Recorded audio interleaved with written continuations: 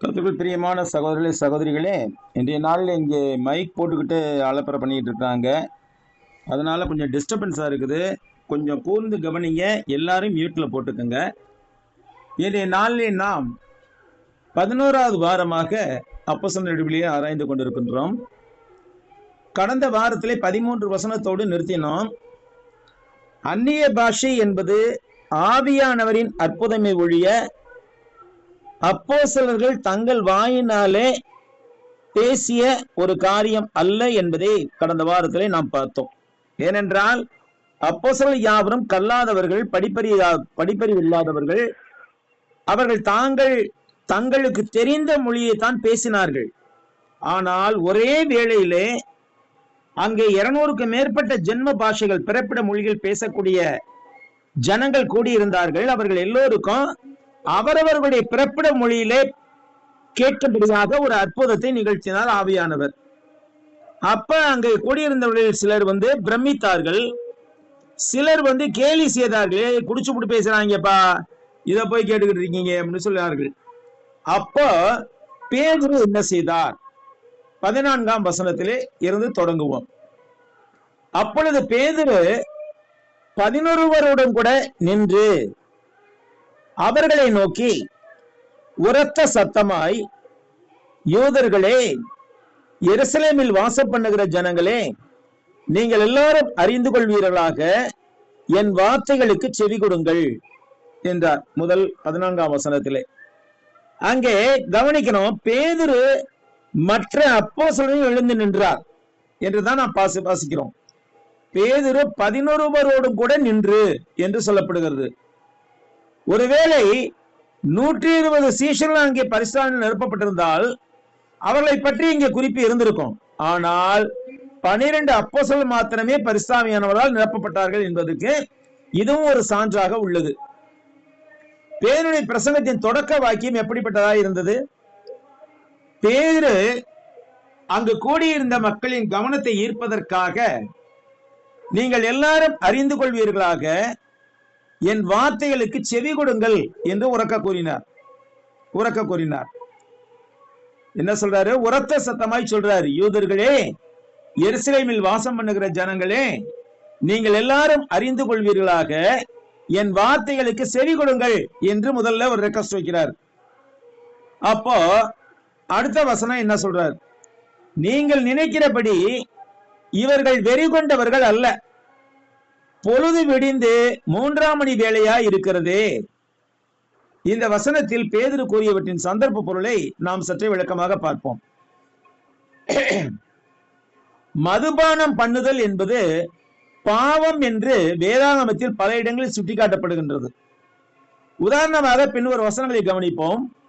நீதிமொழிகள் 20:1, திராட்சை ரசம் பரியாசம் பண்ணும், மதுபானம் அமளி பண்ணும், அதனால் மயங்குகிற ஒருவனும் ஞானவான் அல்ல.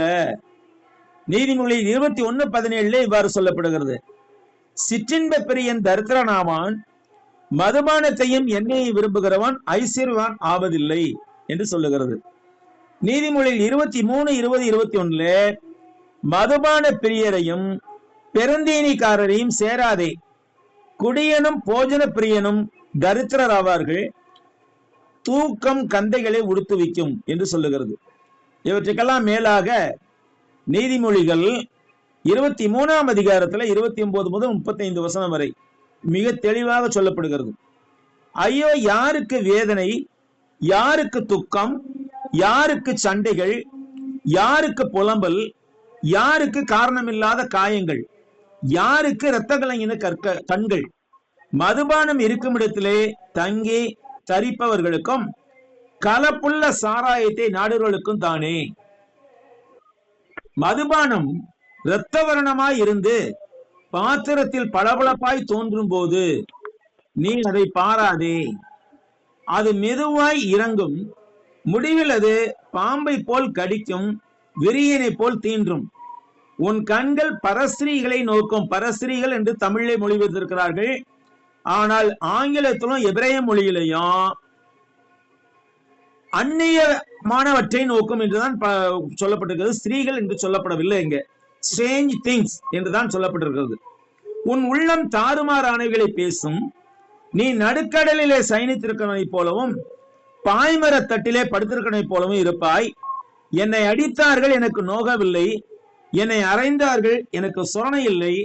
நான் அதை பின்னும் தொடர்ந்து தேட எப்போது விழிப்பேன் என்பாய் என்று சொல்லப்படுகிறது.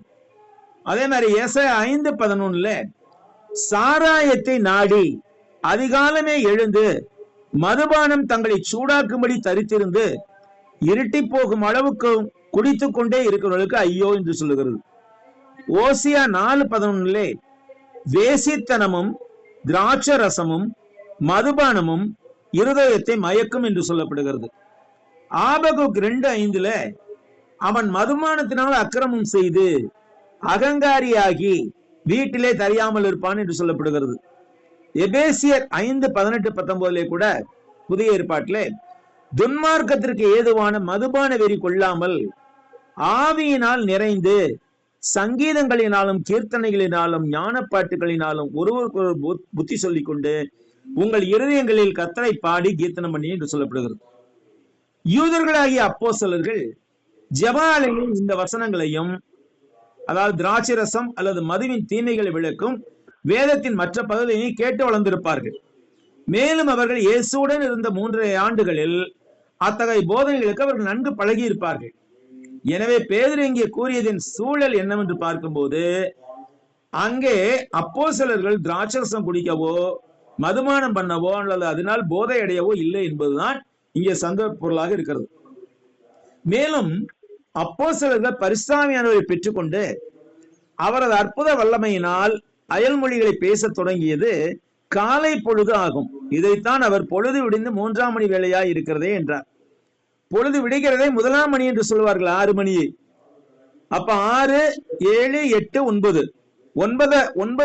காலை நேரம் 9ஆம் மணி வேளையாக இருந்தது. அது நம்ம கணக்கு. அவர்கள் கணக்கு பொழுது விடிந்து 3ஆம் மணி வேளை என்று சொல்லப்படுகிறது. யூதர்கள் என்ற வகையில் அப்போஸ்தலர்கள் இவ்வசனங்களையும் மதுபானத்தின் தீமைகளையும் அறிந்திருந்தார்கள். மேலும் மதுபானம் அருந்துவர்கள் கூட இரவில் தான் அருந்துவார்களே தவிர காலை வேளையில் அருந்த மாட்டார்கள். அந்த காலகட்டத்தில் மதுபானம் அருந்துதல் என்பது சமூக குற்றமாக கருதப்பட்டது.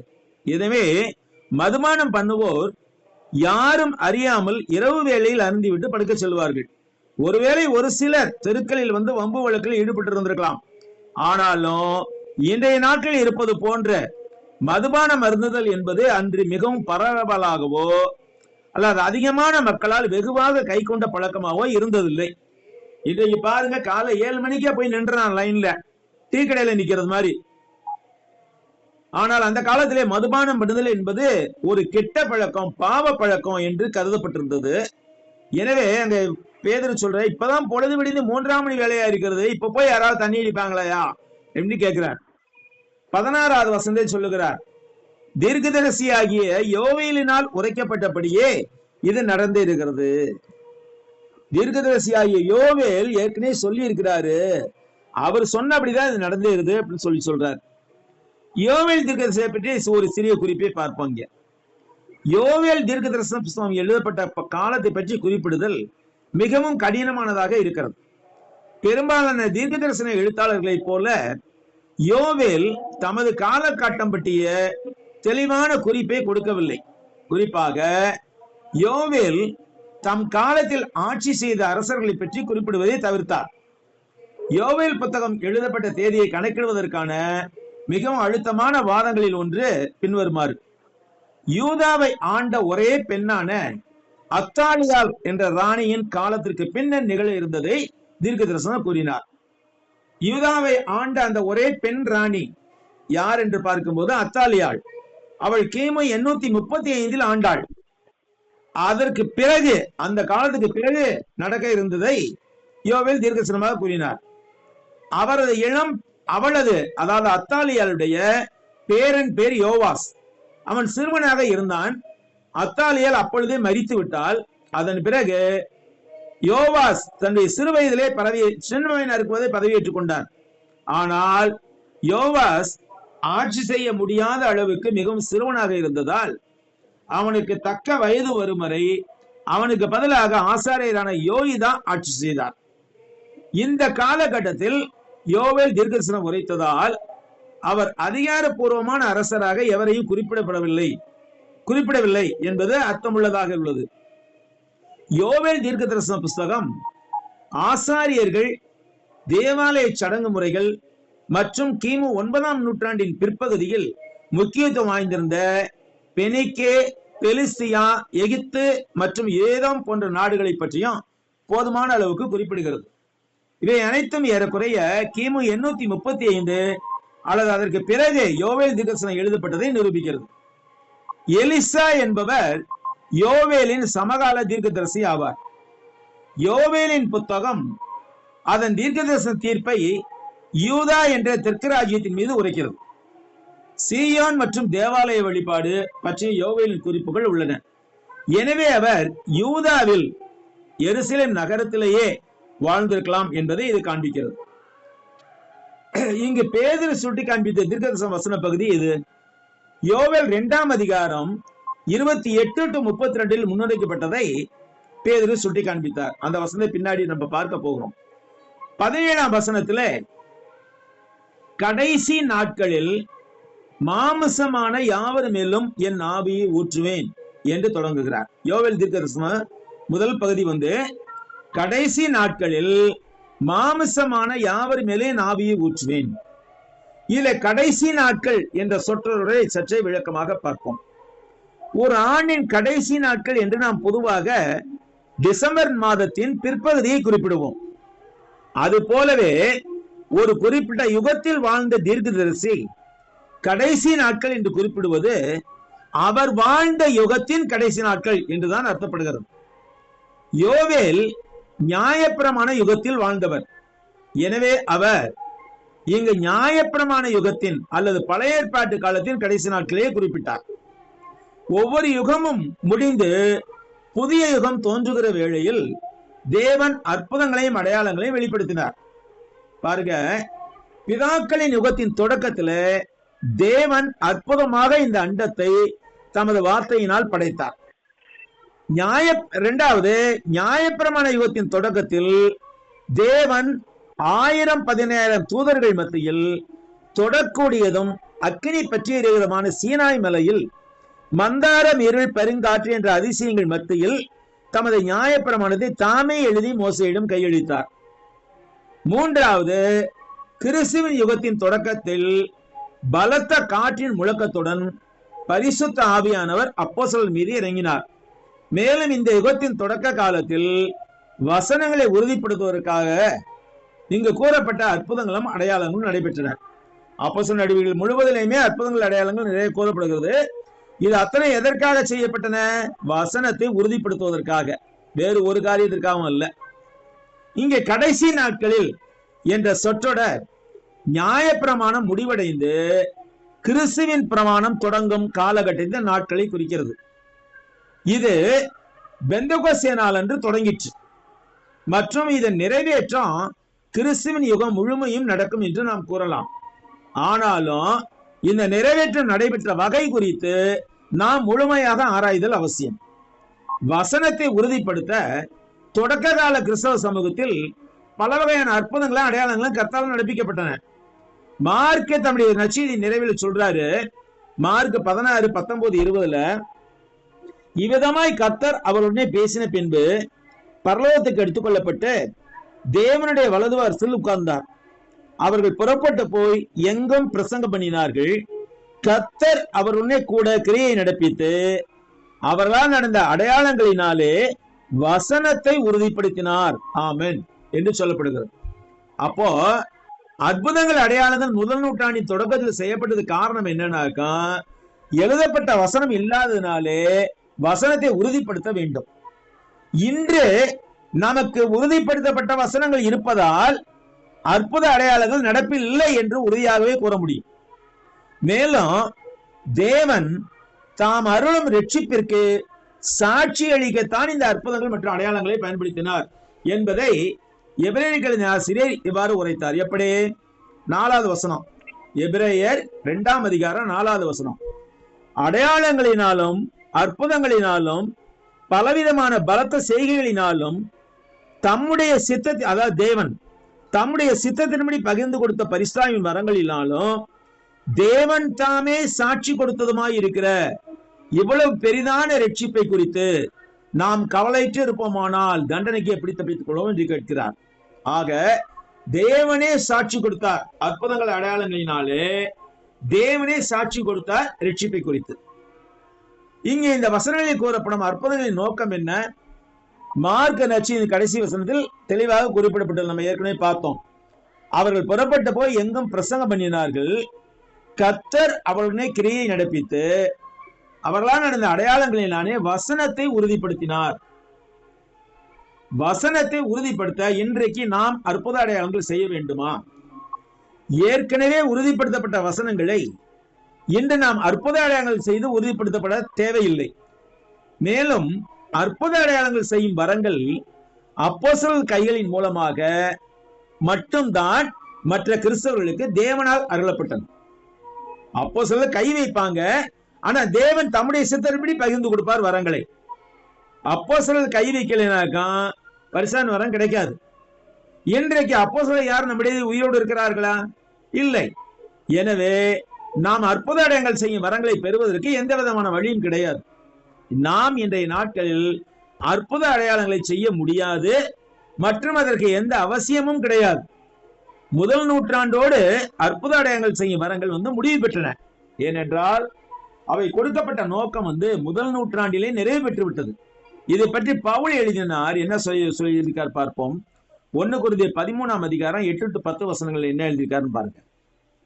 அன்பு ஒரு காலம் ஒழியாது, தீர்க்க தரிசனங்களானாலும் ஒழிந்து போம், அந்நிய பாஷைகளானாலும் ஓய்ந்து போம், அறிவானாலும் ஒழிந்து போம். நம்முடைய அறிவு குறைவுள்ளது, நாம் தீர்க்க தரிசனம் சொல்லுதலும் குறைவுள்ளது, நிறைவானது வரும்போது குறைவானது ஒழிந்து போகும் அப்படிங்கிறார். இங்கு பவுல் தம் காலத்தில் இருந்த அற்புத வரங்களான தீர்க்கதரிசன உரைத்தல், அயல் மொழிகளில் பேசுதல் முதலான ஆவியான வரங்களை பற்றி குறிப்பிட்டார். மேலும் அவர் தமது அறிவை பற்றியும் தம் காலத்தில் இருந்த கிறிஸ்தவனின் அறிவை பற்றியும் நம்முடைய அறிவு குறைவுள்ளது என்று குறிப்பிட்டார். நம்முடைய அறிவை பற்றி அவர் சொல்லவில்லை, அவருடைய அறிவை பற்றியும் அவர் காலத்தில் இருந்த கிறிஸ்தவர்களின் அறிவை பற்றியும் அவர் சொன்னார். நிறைவான வேத வசனம் வரும்போது குறைவான வரங்கள் யாவும் ஒழிந்து போகும் என்று அவர் தெளிவாக உணர்த்தினார். இவ்வாறு இருக்க இன்றும் தீர்க்க தரிசனம் உரைப்பதாகவும் அயல் மொழிகளை பேசுவதாகவும் கூறிக்கொண்டு திரிவது என்பது கிறிஸ்துவை கனவீனப்படுத்துவதாகவே உள்ளது. மோசேயின் யுகத்தில் ஆவியானவர் பொழிந்தருளப்பட்ட வகை எப்படி? நாம் வரிசையா பார்ப்போம். மோசேயின் யுகத்தில் நியாயப்பிரமாணம் இஸ்ரவேல் மக்களுக்கு மாத்திரம் தரப்பட்டிருந்தது. அந்த யுகத்தில் பரிசுத்த ஆவியானவர் இஸ்ரவேல் மக்களிலும் குறிப்பிட்ட 3 வகையினருக்கு தான் அருளப்பட்டார். ஆசாரியர்கள், ராஜாக்கள் மற்றும் தீர்க்கதரிசிகள் என்ற 3 வகைப்பட்ட மக்கள் தான் இஸ்ரவேல் மக்களை ஆவிக்குரிய மற்றும் பூமிக்குரிய நடத்துவதற்காக பரிசுத்த ஆவியானவரை பெற்றுக் கொண்டார்கள். ஆனால் மோசேயின் யுகத்தின் கடைசி நாட்களில் தேவன் பரிசுத்த ஆவியானவரை மாமிசமான யாவர் மேலும் ஊற்றுவதாக கிமு 9ஆம் நூற்றாண்டிலேயே யோவால் தீர்க்கதரிசி மூலமாக வாக்களித்திருந்தார். 9 நூற்றாண்டுகளுக்கு முன்னதாகவே வாக்களித்திருந்தார். அப்போ பெந்தகோஸ்தே நாளில் ஞானஸ்நானம் பெற்றவர்கள் பற்றி சற்று விவரிப்பை பார்த்தோமானால், பெந்தகோஸ்தே நாளில் 2 தனித்தனி குழுவினர் ஆவியானவரின் ஞானஸ்நானம் அல்லது வரத்தை பெற்றார்கள். முதலாவது அப்போஸ்தலரின் குழு. இவர்களை பற்றி அப்போஸ்தலர் நடவடிக்கைகள் 1ஆம் அதிகாரம் 26 மற்றும் 2ஆம் அதிகாரம் 1 to 4 தெளிவாக குறிப்பிடப்பட்டுள்ளது. இரண்டாவது அப்போஸ்தலர் மூலமாக தண்ணீரில் முழுக்க ஞானஸ்நானம் பெற்றுக் கொண்ட ஆதி கிறிஸ்தவர்கள் குழு. இவர்களை பற்றி அப்போஸ்தலர் நடவடிக்கைகள் 2ஆம் அதிகாரம் 37 to 42 வசனத்தில் தெளிவாக குறிப்பிடப்பட்டுள்ளது. இவர்கள் ஏறக்குறை 3000 பேர் ஆவார்கள். ஆனால் இந்த 2 குழுக்களிடையேயும், அதாவது அப்போஸ்தலர்கள், ஆதி கிறிஸ்தவர்கள் என்ற 2 குழுக்களிடையேயும் பல முக்கியமான வேறுபாடுகள் இருந்தன. என்னன்னு அந்த வேறுபாடுகளை பார்ப்போம். முதல் குழுவில் இருந்தவர்கள், அதாவது அப்போஸ்தலர்கள் ஏற்கனவே இயேசுவை பின்பற்றி விசுவாசித்திருந்தார்கள். இவர்கள் ஆவியானவரை பெற இயேசு பரலோகம் செல்லும் வரை காத்திருக்க வேண்டியிருந்தது. இவர்கள் கூடியிருந்த இந்த அறை முழுவதும் பரிசுத்த ஆவியினர் நிரம்பினார். இவர்கள் 12 பேரும் பரிசுத்த ஆவியானவருக்குள்ளாக முழுக்காட்டப்பட்டனர். மற்றும் ஆவியானவர் இவர்கள் மீது முழுமையாக இறங்கினார். இவர்கள் பெற்றுக்கொண்ட ஆவியின் வரம், அதாவது அயல் மொழிகளில் பேசியது விசேஷித்த வரமாக இருந்தது. இது எல்லா கிறிஸ்தவர்களுக்கும் பொதுவான வரமாக இருந்ததில்லை. இவர்கள் இயேசுவுடன் 3.5 ஆண்டுகள் வாழ்ந்த பின்னரே நேரடியாக பரிசுத்த வரத்தை பெற்றார்கள். இது அவர்களுக்கு இயேசு வாக்களித்திருந்த விசேஷித்த வரமாக இருந்தது. ஏனென்றால் இயேசு கிறிஸ்து இவ்வுலகில் நேரடியாக ஊழியம் செய்து கொண்டிருந்த போது அப்போஸ்தலருக்கு பின்வருமாறு வாக்களித்திருந்தார். யோவான் 7:39 தம்மை விசுவாசிக்கிறவர்கள் அடைய போகிற ஆவியை குறித்து இப்படி சொன்னார். இயேசு இன்னும் மகிமைப்படாது இருந்தபடியினால் பரிசுத்த ஆவி இன்னும் அருளப்படவில்லை. யோவான் 7:39 நம்ம வாசிக்கிறோம். அடுத்த யோவான் 16:7 இயேசு சொல்றாரு, நான் உங்களுக்கு உண்மையை சொல்லுகிறேன், நான் போகிறது உங்களுக்கு பிரயோஜனமாய் இருக்கும். நான் போகாதிருந்தால் தேற்றரவாளன் உங்களிடத்தில் வரார். நான் போவேனே ஆகில் அவரை உங்களிடத்துக்கு அனுப்புவேன். ஆக இந்த வகையில அந்த முதல் குழுவான அப்போஸ்தலர்கள் ஆவியானவருக்குள்ளாக முற்றிலுமாக முழுக்காட்டப்பட்டார்கள்.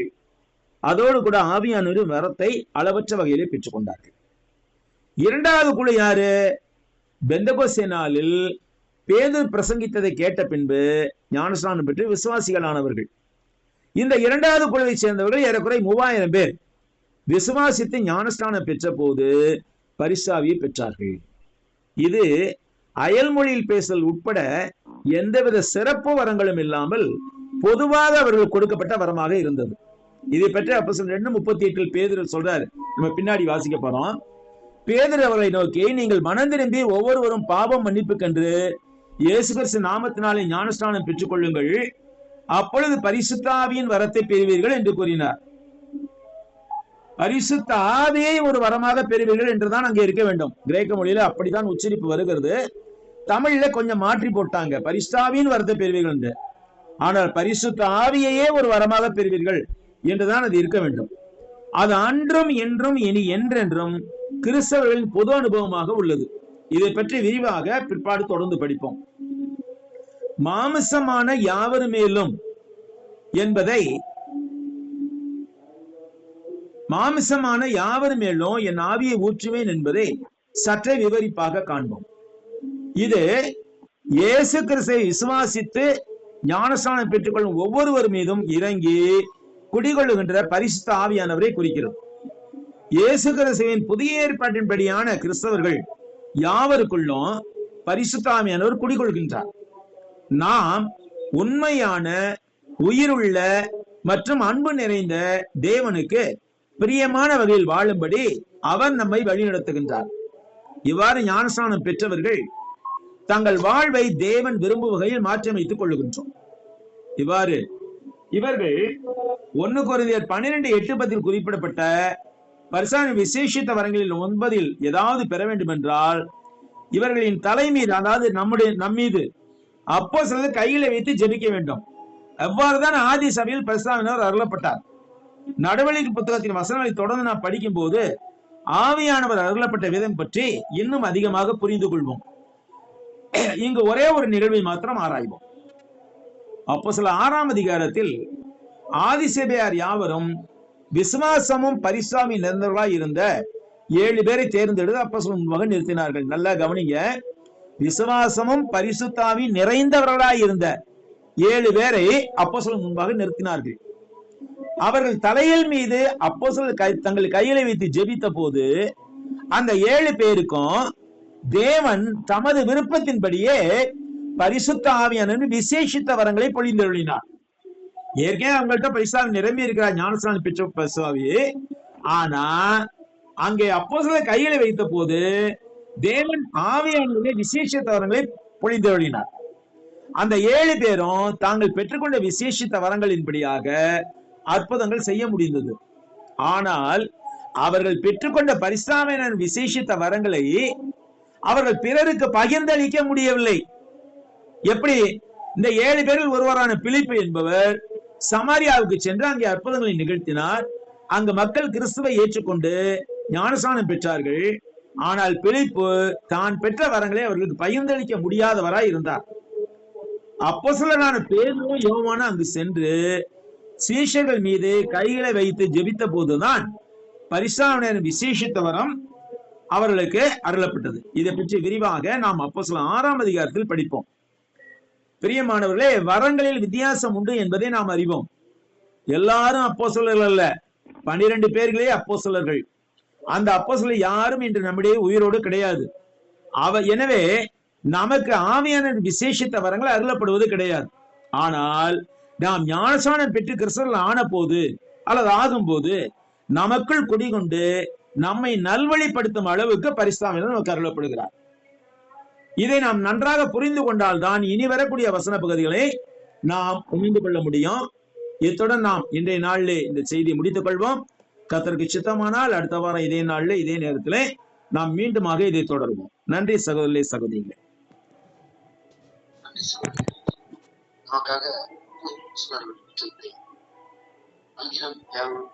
வாயிலாக நாம் கேட்க முடியாத பாக்கியத்தை